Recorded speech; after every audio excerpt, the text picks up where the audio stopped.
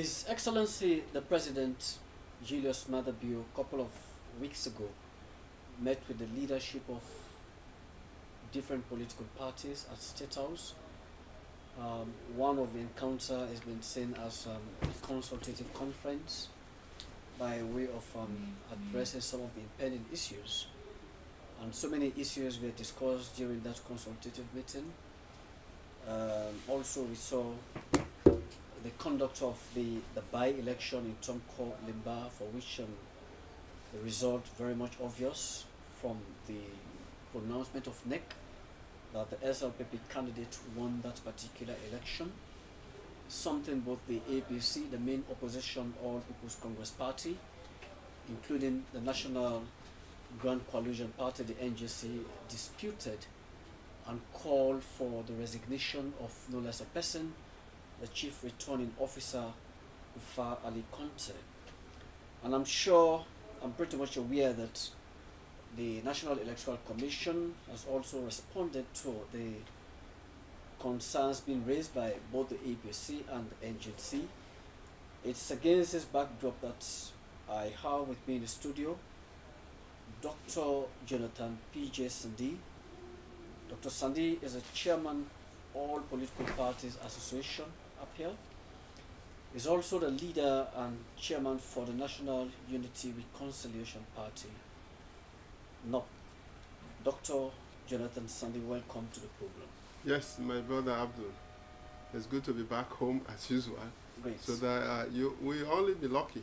As soon as I step my foot back home, we induce our conversation again, because I look at this as a conversation. Okay. It's good to be back here. Great. Good to have you too.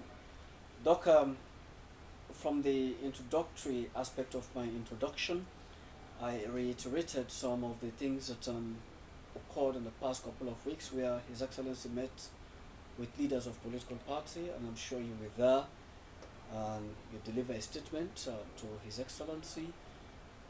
In the views of many people, that is one key engagement. Many people, we are pretty much amazed and calling for a frequent meeting with political heads to see how they can forge a common ground. If you choose, you may call it a desire for inclusivity in governance. During your conversation with Excellency, perhaps from just the superficial aspects, what are the key things that were highlighted by His Excellency, and what was the reaction of many political leaders? Yeah, I think, thank you so much for bringing back that stuff. But just to let me give you part of the spectrum, the basis for which we are happy to meet with His Excellency, the President, Brigadier Julius Maada Bio. The idea is, as you recall, early this year, within the framework of APA, the All Political Party Association, we had our first, what we call the National Council meeting, which took place in January. And in that meeting, you recall that following that meeting, we had a press conference. And the press conference, we had a press release, which outlined the title of the press release. I'm sure you have a copy. Is about understanding the current political climate and the tension and unease, and what are the sources of those tensions around. I mean, those are the days when everybody was looking up to what was our understanding of the Commission of Inquiry, and how Sierra Leoneans, the concept and practice of Commission of Inquiry versus corruption was mixed up. And therefore, that was one source of tension, because people thought Commission of Inquiry. I told it the last time, I've gone through Commission of Inquiry, but the manner in which we manage the process of understanding what a Commissioner of Inquiry means in terms of transparent accountability, and then what corruption means in terms of fighting financial economic crime. And therefore, when people mixed that up, there was a source of tension there.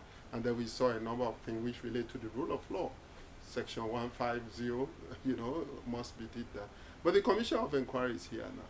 But apart from the issues around Commission of Inquiry, we raised the press release we had, raised a number of issues. One was about political intimidation and electoral-related violence. Number two, we expressed that there was increased distrust between the ruling party, that's the SLPP, and then 16 other political parties in this country. Mind you, there are 17 political parties we have now. So we pointed out there are some increasing distrust, level of disengagement, and how much, like you said, using the adjective, the principle of inclusivity. When they see, and I'm very happy we made that clear to His Excellency, that when we talk about inclusive governance, it doesn't mean cabinet posts, it doesn't mean you have to give us ambassadors, you have to this. But we are talking about how do we move from where we are in terms of democratic consolidation, so that APA provides the platform for constructive engagement based on the principle of impartiality, objectivity, transparency, and accountability. And he really welcomed that, because the point is, many of those issues we raised in that press release, we had the opportunity to bring it back and say, Mr. President, these are what we think, and these are the way we think we will want to engage with you constructively. And I'm very pleased that His Excellency was very happy that, oh, this is unique, in the sense that even though we have 4 major parties in Parliament and independent candidates, but here are other parties who want to engage, are desperately things, because we all have our beautiful ideology we had manifesto. But at the end of the day, what do we want to see for our country? Do we want to see we move beyond the notion of consolidating our democracy for peace and economic prosperity? Because mind you, we have had several elections now after we transitioned from a military regime in 1996 to a multi-party democracy. So in that period, we have had over 5 or 6 elections. And therefore, what is the dividend? Do we see cost of living? Do we see economic prosperity as the way? People, today you watch at the dollar.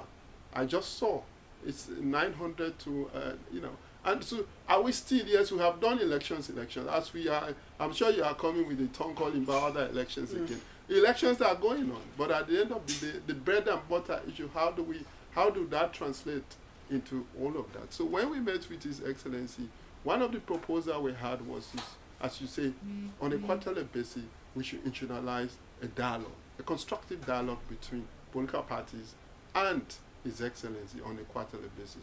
And we have appealed to him that can be channeled by the Minister of Political Affairs, because that's the ministry that has the mandate for democracy and working with the public and political parties, or with PPRC once it's issued there with commissioners. Because at the moment we also asked the President that we want commissioners to be instituted, because as you see, if PPRC had a chairperson and a commissioner, some of the issues that are raising now in posts before, during and after the town calling bar or any forthcoming election, it could have been an easy way, a convening power where the parties involved can easily have a mediation process, because the chief electoral chair also is a member of, it's also one of the commissioners of the PPRC. So what I'm saying is, we have democratic institutions there, but how effective have we made them? That was one thing we raised up with His Excellency. And we even concluded that apart from just meeting and constructively saying, we would want at some point for his eyes only to give him what we call an opinion advisory note, which means how do we reinforce the presidency? How do we reinforce parliament? How do you reinforce the judiciary from political parties that view? Mind you, we'll come to that. Sometimes people ask, what is the relevance of political parties in terms of consolidating democracy, peace, and social cohesion? And we are the only institution, democratic institution, that have the diversity in ethnicity, religion, women and women. We have mandate, timely, local. Every is the only conduit we can meet. And therefore, has political parties been able to really meet the idea of uniting Sierra Leone and ensuring that we have a national integrated approach? So as I say, with His Excellency, we met with him, and it was a good beginning. He really appreciated what we went, the constructive engagement, because mind you, there was an issue about the Southern Regional Electoral Commissioner, who he had appointed.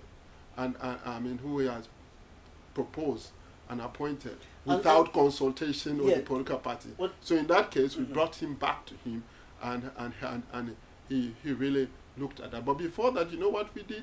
We had several meetings. We convened at PPRC, we convened at APA number 4 Panemba Road meeting with the candidate and asked him. I went through his CV. We did vetting. We looked at him. We interviewed all before even His Excellency called. And so what I'm saying is, I know that was procedural matter, and it was clear. His Excellency, I mean, did say yes, there was some procedural matter there, and therefore he was coming back to political parties, which means these are lessons we should identify and the way forward for our democracy. If His Excellency missed the point of not inviting political parties or consulting with political parties, then he realized that. I think that was one lesson we identified from that, so that next time it should not happen again. Okay, we're looking critically at a point where perhaps a disposition of other political parties save just the main opposition, APC, in terms of challenging what they refer to as breach of constitutionality. One among many issues, the election of the Speaker in Parliament, that is one. So many issues that the proclamation of a state of emergency. There are, correct me if I'm wrong, 16 political parties. 17 political parties. Yeah. Only the APC keep coming with some aspect of challenging the current administration on issues that borders on national development. No, why are the other political parties pretty much silent on governance issues? I'm not sure. I think you go back, if you Google, you will see our press release. We were very strong, and we were called by the NERP, all political party associations, because what we do is, in a national consultative meeting, issues that border, as I say, on democracy, good governance, the rule of law, and then above all, economic prosperity. We look at issues, for example, the issue in Bensa market, C4C. Remember? The local women market, women election. I mean, there was violence there, there was political violence there. That marred the entire process. Exactly. And therefore, in Kono, that was one incident. C4C, the Coalition for Change leadership, had written to APA to look to the presidency and copied APA. So we discussed that as an agenda item. Political intimidation and violence, electoral violence. We picked up the issue of why the all political party, APC, the All People's Congress Party leadership, was invited to the Criminal Investigation Department rather than referring them to PPRC if it was commissioned. Because it was a press release they gave out. Yes, it was intonating. But the idea is, with political party leadership, especially the outgoing president, His Excellency, former President Ernest Bai Kromah, and his leadership, to go to CID, which were understanding of the CIDs in terms of the security sector. It is really about criminality. How do you investigate crime? But what we are saying with the press release here, it was insinuating, allegedly stimulating instability and all of that. But the question we asked at APA, and in fact my party force, was, does that warrant the Inspector General of Police to say, get the All People's Congress leadership to be reporting directly to the CID on a daily basis? So we question that. And that means, what it means is that, Abdul, it means that we are trying to define the roles and responsibility of who does what. As I said, the electoral management body. And therefore, if we had the PPRC constituted, obviously, if there are issues the All People's Congress we are raising, directly they will go to the PPRC. And then that's where, for example, if they have a press release, remember when Musa Tarali, my cousin, for example, had that God is one salute. You remember during the campaign, and he had a billboard. Now what happened? We all went back to PPRC and said, my friend, my brother, you have to take it down. So what I'm saying is, we are not joking here. When we said that political intimidation, we also mentioned the Lumley market. What happened to the mayor? Between the mayor and these are issues. The deputy minister, Tondone, is my friend, and the mayor. We questioned that. We went around. What are the trigger and enabling factors for distrust among this? So what we are saying is, as much as the main opposition party, the All People's Congress, picked these issues, we also constructively analyze them step by step, and even the aspect of withdrawal of the security guards, we picked it up, of the former vice president, His Excellency Hans Mana. We picked it up because he is the leader of the Coalition for Change, but above all, he was elected.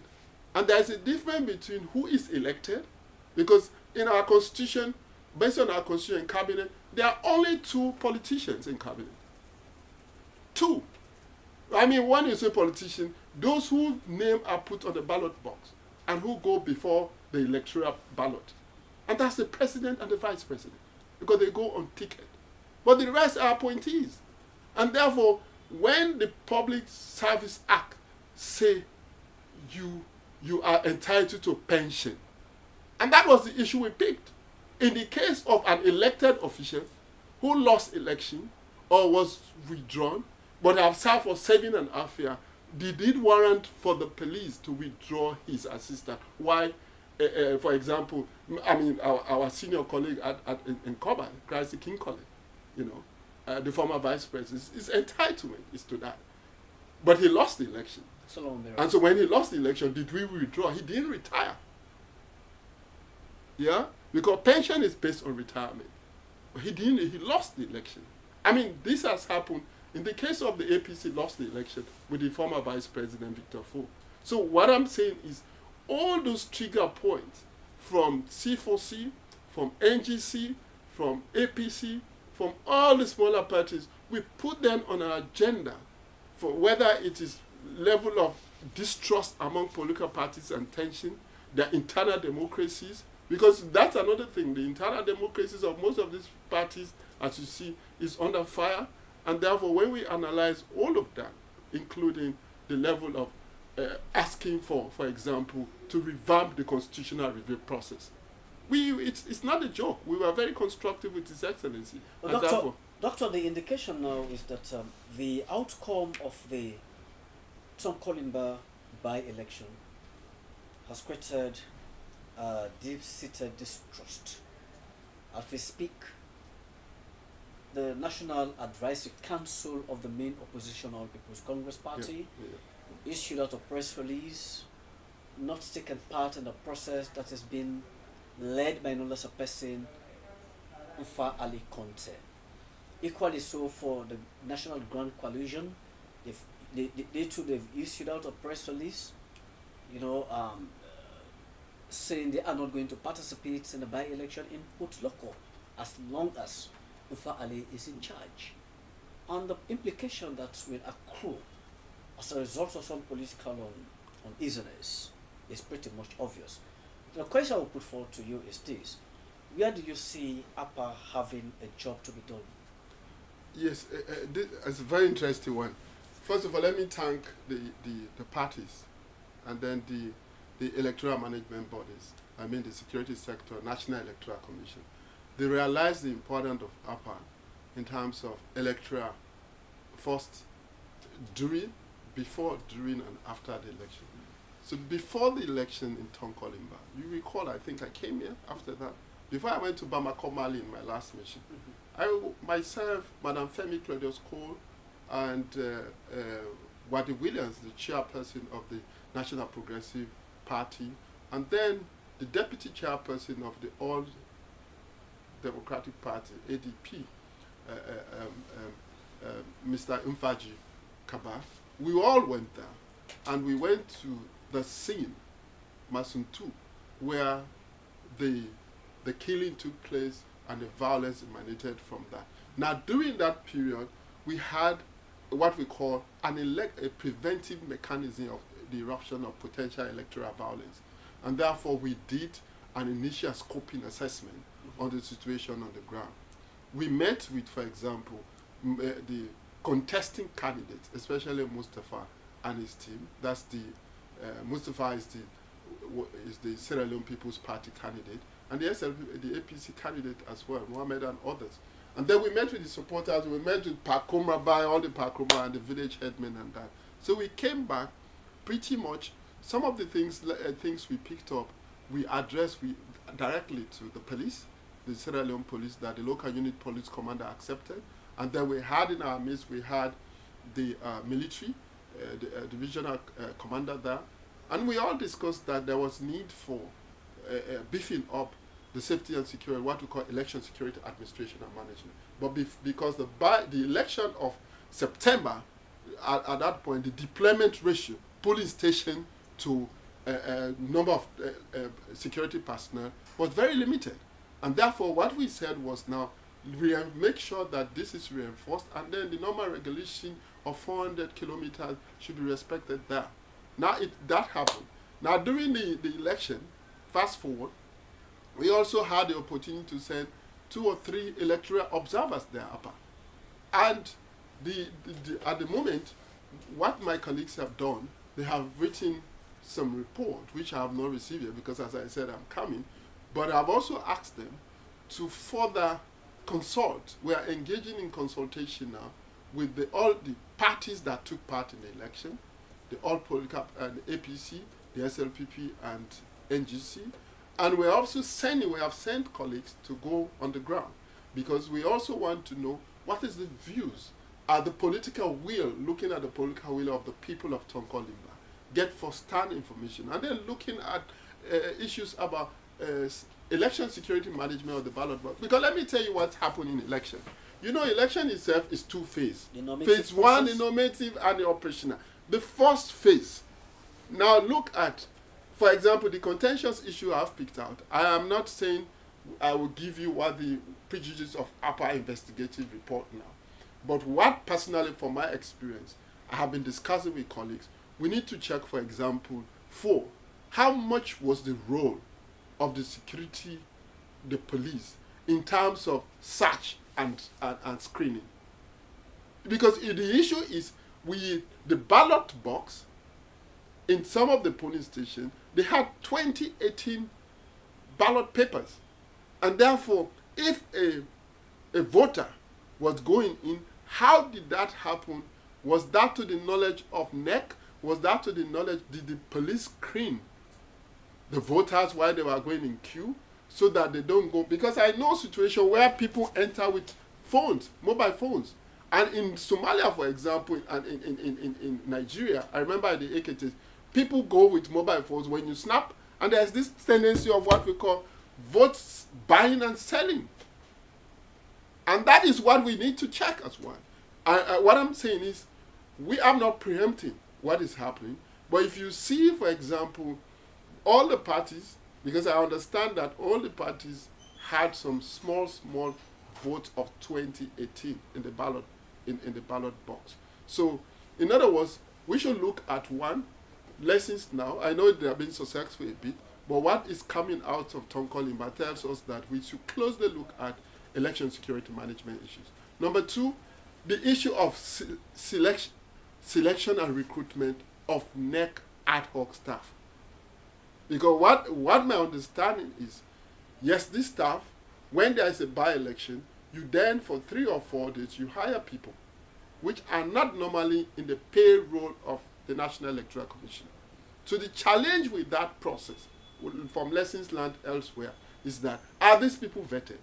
Do you know whether they have their own tribal or regional and political identity? And then you get into the system. And in most cases, they put themselves forward for application. Of course. In fact, let me tell you, in 2018, we noticed that. I won't call some parties. They infiltrated the system. Polling center managers return from, they do. And therefore, one of the things I took out of 2018, and now, what is happening now, we need to go into what the UN called a vetting policy. How do we, as for example, SLPP, APC, and then NGC, for example, who were participating in the Tonkolimba election, once NEC select and recruit ad hoc staff, did they sit together in a vetting committee to vet whether this person was necessary to be the polling center manager or to be some ad hoc staff? Now, what I'm saying is, it means that we need to quickly, but realize that this is not typical of, Tonkolimba is just one case where we have seen NEC ad hoc officers allegedly had to stamp ballot papers into which was 2018. And I have spoken to the chief electoral commissioner when I came. He told me, no, the instruction was to use 2019 ballot paper which he produced. And therefore, how did he get that? Either through leakage from the election security management trend.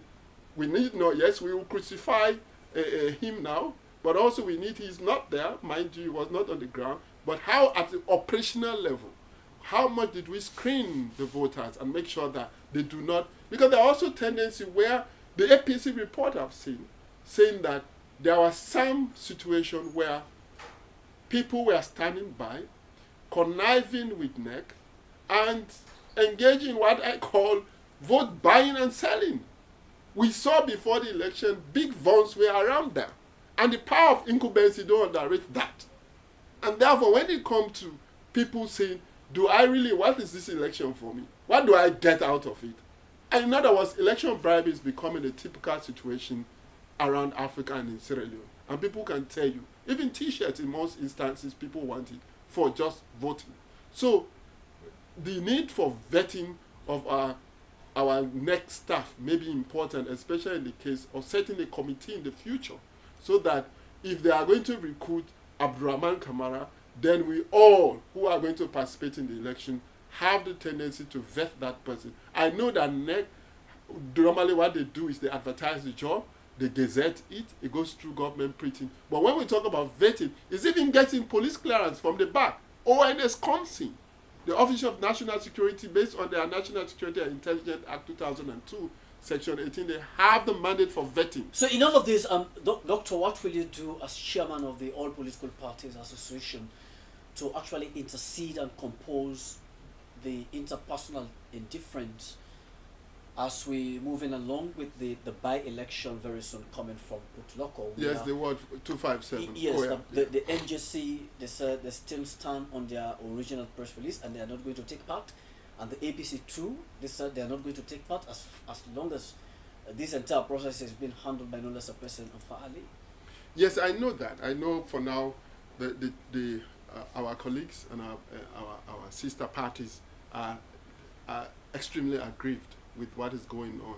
But as I say, we are consulting with all of them now. We are investigating on our own and consulting. For example, I have asked some of my team members and myself, once I'm here, to meet again with Ambassador Yansane, Usmaya Yansane. Remember I told you we have been meeting constructively, and they like that approach.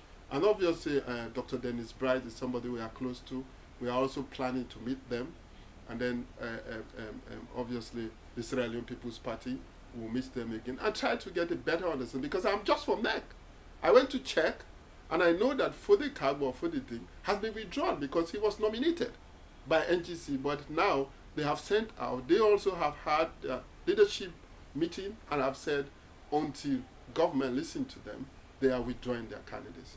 The APC has done that as well. I mean, they did not submit. On the bigger scheme of things, what's the wider implication now? Yes, but my point is, if we understand the structural and operational challenges and lessons that have gone on, let us assume that irregularity happened there. The point is, we need to explore, as we advance our electoral democracy, we need to explore the next step. Is it about calling, for example, for you or Umfa to go away right now? Or if you are bitter with the outcome of the election, where do you go? That's what democracy is. You go to the electoral court. Nobody has been saying, I refer the matter to the Supreme Court. The question was a prospect of getting the fair justice when they go to the electoral court. No, but listen, you are here with familiarity of the law. The law says separation of power. But the good thing, let's realize what happened in 2018 election. From 1967, this is the first time we have had a mixed or hung parliament. This is the first time. We are not giving credit to NEC for that. Because we have NGC, we have C4C, we have APC in the majority, and then SLPP. And then you have independent candidate. So that, our advancement in terms of democracy, is coming. Changing political culture is coming through the nature and type of parliamentary. Imagine what is happening now. Even like the question you ask, yeah, the election and appointment of the speaker was a matter of struggle because the main opposition party has the majority in parliament. And therefore, how that come, then now, what you see now, if you have in parliament a mixed NGC, C4C, and APC, for example, and the independent thing, meaning the parliament itself is hung, of course, with APC in the lead, and then the executive arm of our government by the SLPP. So you see where the Sierra Leone President Madabio is coming from SLPP in terms of separation of power, the executive, legislation, and the judiciary, but in particular the interaction between the legislative and parliament and that. Therefore, you see that at the end of the day, the checks and balances to struggle for decision and policy making is not overnight done. Once President Madabio, for example, take the case of the state of emergency about sexual penetration. I mean, obviously, with majority of APC in parliament and NGC and others there, we picked it up. It was one issue we discussed with His Excellency. So what I'm saying is, I am very happy that there are lessons we can learn from 1967 to now. But conclusively on this aspect. So what I'm saying is, we will help with consultation and try to see what we can do constructively and perhaps get a closed door meeting. Because unfortunately, I asked the team, upper team that went to Tonkolimba for the by-election. I said, during the Tale Center, when the decision, there was a need for a decision to say, we count those, let us count those boxes, yeah, that we suspect that had abnormality, irregularities versus one. Did you, upper, for example, on the ground there, did you approach APC, SLPP, and NGC, and then you say, Chief Electoral, Mr. Mfa Conte, can we all meet quickly? And that is what APA should be gained as a value. But that was a missed opportunity, because right there in the Tally Center, when Dr. Richard Conte was there contesting, and Dr. Bright was there contesting, I asked him, what did you guys do? Did you call, if the Chief Electoral Commissioner was saying, okay, this is what we will count, we will not count this, if there was unanimity between three of the political parties, can you say, okay, we will spend the next 24 hours here, but Mr. Chief Electoral Commissioner, what our colleagues are all saying, it is that we should count all the ballot boxes, recount them, and then ensure that everybody is happy. But that was a missed opportunity. Next time, we will not do it in constituency, Ward 257, for example, in Koya. So, in other words, there are two ways we go. Still understanding what to be done, and then two, obviously, if there are people are really aggrieved, I would suggest that we use the electoral court system again, because what I'm saying is, this is the only option we have now. We might not have, as you say, whether there will be fair justice and that. But I believe that our Supreme Court, with the new reforms coming in, maybe this is something else which they can be handled. But what I'm saying, if we go to the Supreme Court, I mean, if we go to our Supreme Court, the Electoral Court, and then the Electoral Court tells you that, Mr. Umfa, yes, you are the returning officer. You pronounce the result, but the result, according to the Supreme Court, we have looked at all the evidences in terms of investigation and everything. Now we ask, the conclusion will be, can we rerun the election again? Many schools of does that make sense? I mean, we are talking. I mean, this is I'm saying is let us explore those are the options we have, because for now to immediately, I think for me it is. I mean, for me personally, not as APA, because we are not making a decision on that. It can be premature to say let's dismiss the Chief Electoral Commissioner, because the point I'm trying to say is a call now coming from the NGC and also the APC. That's what I'm saying. I say we will still, but as a party leader, not as chairman of APA, I think let us explore other means, including the rule of law. If the rule of law says, if we are aggrieved based on the Public Election Act 2012 and the National Constitution, when we are aggrieved, we are not happy with the result, then I think we should go to the Supreme Court. That's the Electoral Court. Doctor, another key important aspect here is about the viability of other political parties. We've seen when election periods are drawing nearer, then you see many political parties just come to prominence. immediately after which you hardly see their participation, except for few like the APC, the SLPP, and the NGC. So we keep asking this question: what is wrong with the NUP, NURP, filling in a candidate for a by-election in Puloko and Tonkolimba? What is wrong with the NDA, other political parties filling in a candidate for similar positions? So it's about, there are many things that really comes to mind. Yes. About the active participation of our political parties, unless when there are general elections you see them springing up. That in itself is causing a huge upset. I know. And I mean, you speak to the point where APA is undergoing reform. Okay. The APA's reform is anchored around. You have a huge job to do. We want our people to understand the challenges faced by political party in meeting their constitutional mandate. I mean, in 1991 Constitution. But by the way, Section 35 is a storm being calm where there has been a claimant to the right of ownership of the chairman? But we are discussing familiarization of the rule of law.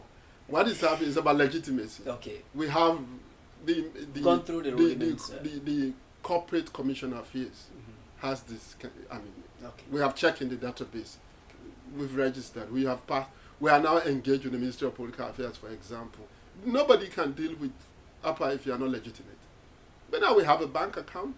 We now have a constitution. We now have legally registered. If somebody, I can speak openly now. I was not coming to the TV to talk about APA when I was elected, because remember I told you until APA is legitimate. Because if I move out of this now, the police come for me. What am I in the court of law? They will say, why did you go and speak on behalf of, is it a legitimate institution? You don't want Gabriel Tommy, head of Senate. Exactly, he's my brother and friend. Well, Doctor, against this backdrop, all of these tiny challenges, are they pretty much enough to actually challenge the entire process when it comes to the bigger picture? Though we are yet too far going to 2023, but these are the process, as you said, the two phases, the operational activities and the operational process and the normative process. Yes. How do you hope to engage the leadership of NEC to ensure that they don't be an author of destruction in the entire political chess game? This is one, as I said, because it's about public confidence and public trust. Yeah, this is why we, as I said, the All Political Party Association is a conduit for all of us as chairman and leaders or secretary generals. It's a senior leadership thing. And it's very unique. If our other member states are watching, I'm just from Mali and I was in Nigeria, watching what we are doing. That constructive engagement, where we build level of cooperation, collaboration among all of us, and we discuss the issues. Now, what we are saying is, I am not sure the National Electoral Commission is adverse to what we are doing. Because, for example, I will tell you, because of the resource constraint, we cannot, you ask the question fundamentally why are we not feeding candidates? Yeah? As I speak to you, we were even joyful in APA when we heard that Unity Party, Madam Femi Clodo School, has just feeding a candidate in Ward 257. So they are there. I saw NGC candidate, SLPP, and then UP. I check all these things as leader of APA to see exactly the point you are saying. Now, I also understand that other political parties, the deadline is passed, but they are putting mechanisms in place to engage into this. But the fundamental challenge we go through is that we should ask ourselves, there's a strategic dilemma in Sierra Leone. Are political parties public sector institutions or are they private? What's your response? If it's section 35, subsection 1, clearly make provision in the 1991 Constitution that political parties should be established by a group of Sierra Leoneans for 3 reasons who have the common vision in terms of ideology. Number 2, as long as you have the tendency to contribute to social and economic programs of national character. And number 3, political parties should manage the administration of the nomination process for candidates who want to be president, who want to be local governance, and who want to be member of parliament. So imagine that broad tax in our constitution. Yeah? And what it means that if you have to manage the nomination process like it's going on now for the by-election, do you have the administrative capacity? Because sometimes when I say public sector institution, those people we elect at our convention, for example, chairman and leader, secretary general of the party, district secretary, and others, they are public institutions for God's sake. They are entitled to administrative subvention because these are tax but what is happening now, over the time, we have seen that late Dr. Kerifa Smart died with his vision. Temu Bangra died, and the PDP is suffering, UNPP is suffering. And now we have come into that period where people say, we do not want, you look at Charles Magai, you look at people like Kande Yonkela, and many people are coming, Femi Claudius Cole, a lot of people are coming with new ideas, mobilizing for the time being. You invest into that process for 1 year, 2 years. But in terms of sustainability, fiscal sustainability, it's heavy. Take the case of party structures. We pay rent. For example, at the end of this month, most parties are ready to say, oh, am I going to have $3,000 or $4,000 to pay for office space in Freetown, in Bo, Kenema, and that? When the institution itself, they are public sector institutions. So the dilemma, the strategic dilemma is, as we speak, what can PPRC and the government do? We are not saying give political parties campaign funds, but in terms of training and capacity building in ICT, in media techniques, in as much as how do you even put records and manage meetings? How do you engage and conduct yourself, your internal democracies? We do not have that. Capacities are weak. People do not even have computers in their offices. And therefore, when you look at what you say, what are the sources of revenue for political parties? Yeah? Contributions. Membership contribution. Let me tell you, in most parties, it's 5,000 euros, less than $1 per month. True. And you register once in a life. If it's for ordinary card, it's 20,000. That's less than $2. And then for your monthly dues, it's 5,000. Go around to mobilize that. Mobilization of that is zero. So what I'm saying is, and therefore these political parties become every one-man show. Because the tendency for those parties to grow, mobilize, and why this is important? It is important the question is asked why we need to support administrative and institutional capacity building of political parties. The tendency for tribal and regional politics, which is dominant, is emanating because it is only those two parties that keep alternating. So what you see is you have good guys here, you have the Abdurrahman, you have my sister here, who has the capability to spear an ideology such as national unity and reconciliation. It says it's only by uniting our strength as a nation we can secure economic prosperity for every citizen, not just the few that are enjoying. But how do I and my team drive that change in political culture when constitutionally, 1991 Constitution does not make that provision? Dr. Jonathan P.J. Sandy, we don't seem to be having much time left. Let's conclude on another important aspect. As we speak, the process has commenced already in the formation of a peace commission. This peace commission, to a larger extent, will help to heal. Because I spoke to the Deputy Minister of Political Affairs, Amara Kalon. He was telling me that, look, Raman, what is there to actually reconcile about? Rather than how can we harness what military officers, let me borrow from the military officers, that esprit de corps. Esprit de corps, yeah. It's not military, even secret in intelligence. So we are beginning to actually pay attention to the formation of a peace commission.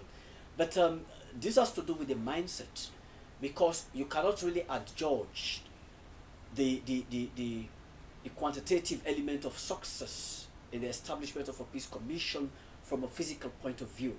It's all about the mindset. There we've seen so many engagements where perhaps people are calling for rehabilitation, people are calling for nurturing of our attitude to actually meet with the current trend. This is pretty much key, but the mindset, how to change the mindset. Let us believe in ourselves. Let me look at you, you look at me, and realize that we are though not from the simple family lineage, but we are by extension living in the same country. You are my brother, right? Yeah. So this is key. No, The establishment of this. no, certainly it's key, because let me clear this, because people, I have seen in some of the social media groups, people say, why is government? So we are not in wartime. But this is a partial fulfillment of the recommendation of the TRC. Exactly. You remember, even when it was election time, this issue came that the Department of Peace and Conflict should be closed. We don't need that. That was also a controversial issue. Yeah. But from my own experience, what I do now in the world, I think we desperately need the Peace and National Social Cohesion Commission for many reasons. First, the nature and type of threat we face as humans, citizens, what we call citizen security. The nature and type of threats, what we call the enablers, the drivers of conflict, are complex and are faced with multiple challenges. For example, take the case of when we transition from war to peace and we usher in multi-party democracy. Look at the new sources of conflict. That's what we are discussing. We are even scared to analyze the real source of conflict. What are, for example, what is the root causes of why the All People's Congress, for example, is contesting the result? Just like Avondo's election in Bond. Because traditionally, the root causes of tension in our electoral democracies is because we think that if it is my tribe, my region, my district, I have the right to win that.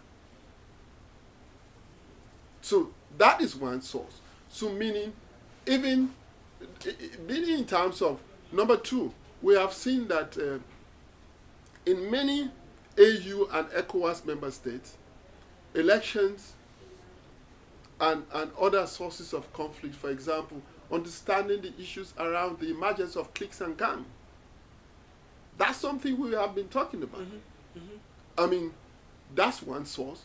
And then many, many others. So take out the situation where Honorable Sama, yeah, I know you are faced with that, yeah, in Pujon. Not so? What is that? That's resource conflict, land resource conflict. Yes.